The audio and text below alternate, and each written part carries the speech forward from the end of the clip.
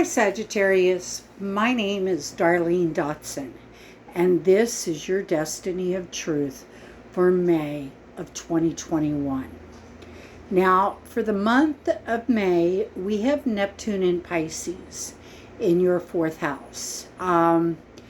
There is some type of addiction issue going on at home. Or a family issue that is being brought to light. Now, we also have Saturn and Jupiter in Aquarius in your third house. And there's some type of restriction happening with communication. You're not able to communicate the way you want, or you're not able to do your day-to-day life that you want to, or there could be an issue going on with siblings. Then we have Mercury and Venus at the beginning of the month, as we enter into May, are actually in Taurus in your sixth house. So there's a lot of communication in April and in that first week of May that have to do with health issues and work issues. Then after the first week, we've got Mercury and Venus both in Gemini in your seventh house.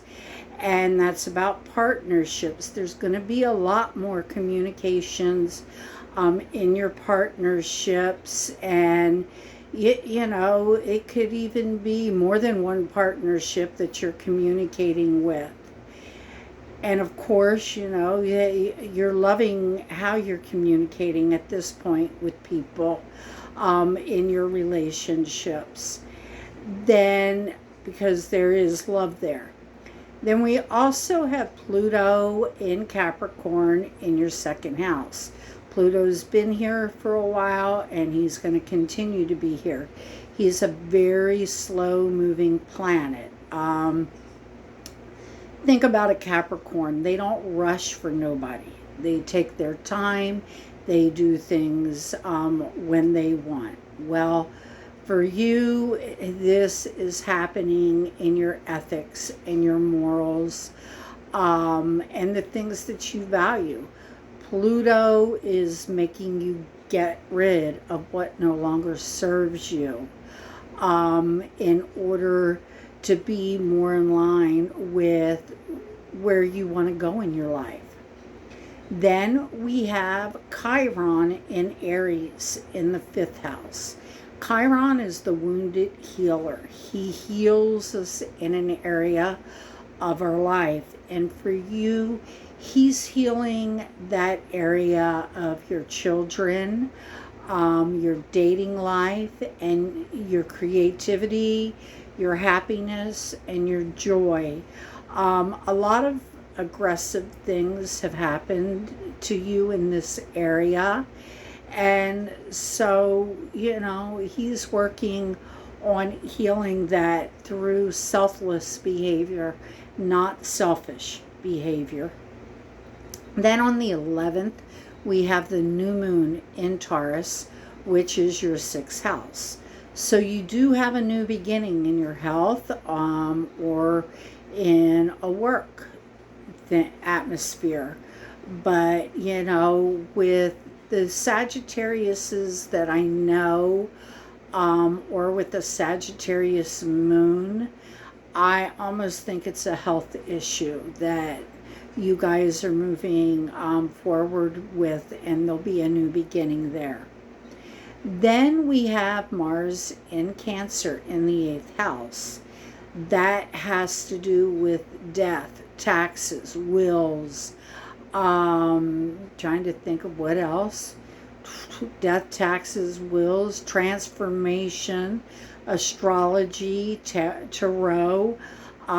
You are taking a lot of actions in this area. And it also rules your most intimate relationships, and it is in Cancer of home and family. So you're emotionally tied to this action base that you're taking. It's something that you want to move forward with. Then we have Uranius and Taurus in the 6th house. There's been a lot of changes happening in your work life and in your health.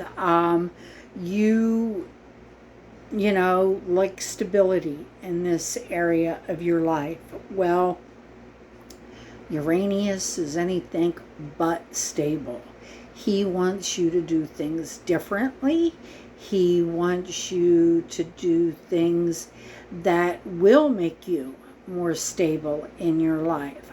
But you're going to have to, you know, make the changes that are necessary either in your health or in your work life.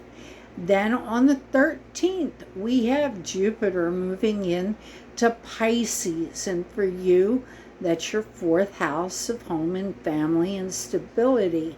And he's going to expand issues for you in this way.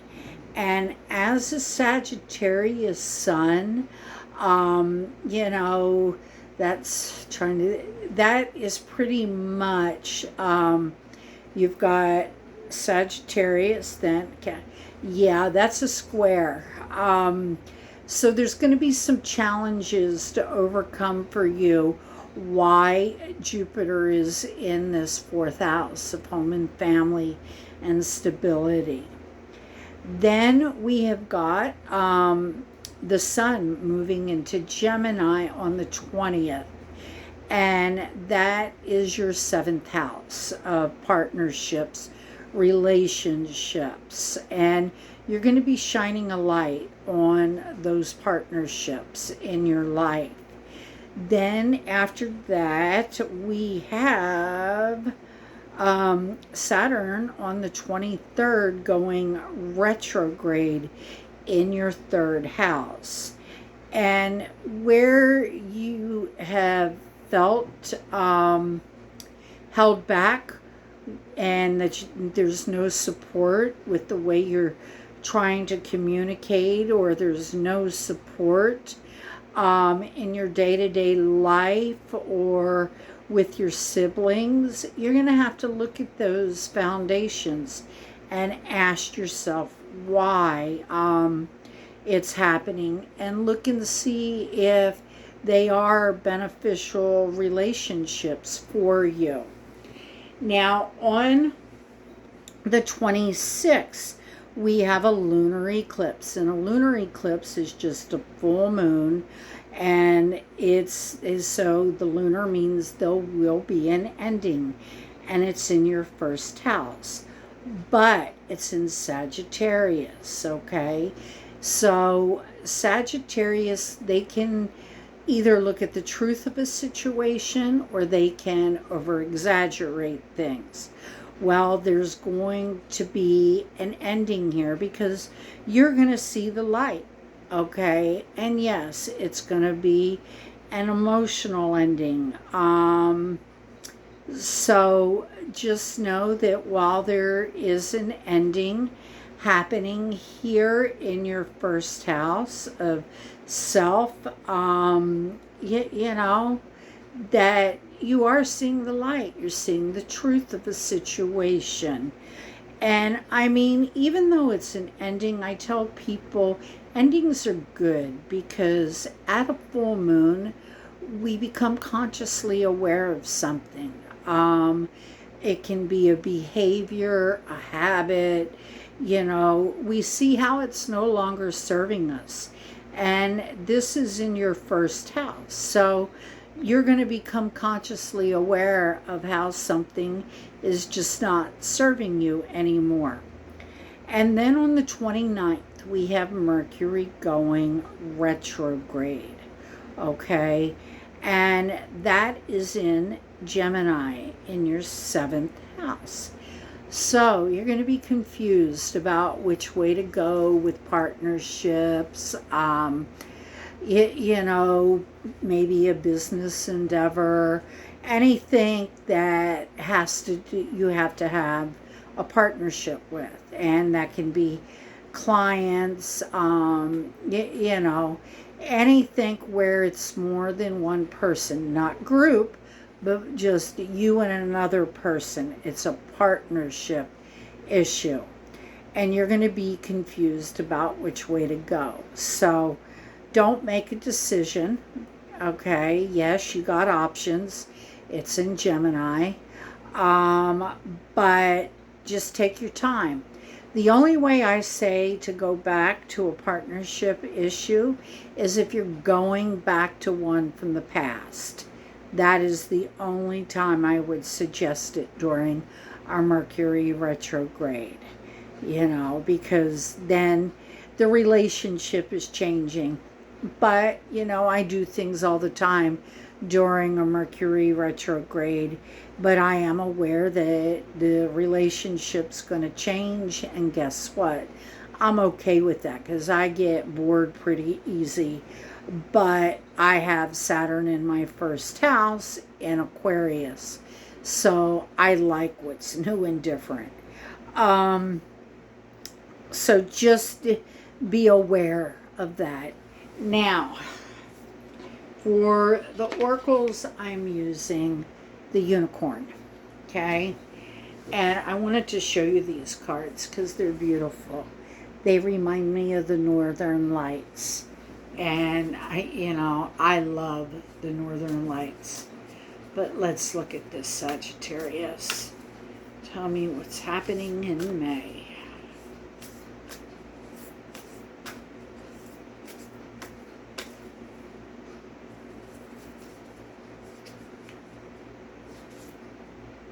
Healer. Okay? You have powerful healing gifts, Sagittarius. You have to have faith in your abilities and stay true to your path as a healer. You know, and in order to heal others, you have to heal yourself. Because, you know, you can't heal others if you haven't healed yourself. Okay? Maybe there's a family issue going on with your children, and you're the only one that can heal your children. Okay? But you have to heal them by doing what's right. I mean, you have a powerful psychic and intuitive abilities, and you know, this card's come to you because you are on a healing journey, and you know, that's a self-healing journey, you know, and after you self-heal, then you'll be able to help others heal, you know. And you haven't felt safe or, you know, to be magical and powerful because, you know, people say, yeah, right, when you try to tell them things. And you just have to know that you're on the right journey for you. And, you know, your physical body and your soul may hold hurts and memories from the past, okay? And I get it. We want to drown out those hurts and those pains, but you can't. You've got to come to terms with them. You know, and I almost see, okay, that you have abused your power in the past, and you've got to get over abusing this power, you know, and because of this abuse, you have doubted who you were and what your gifts were.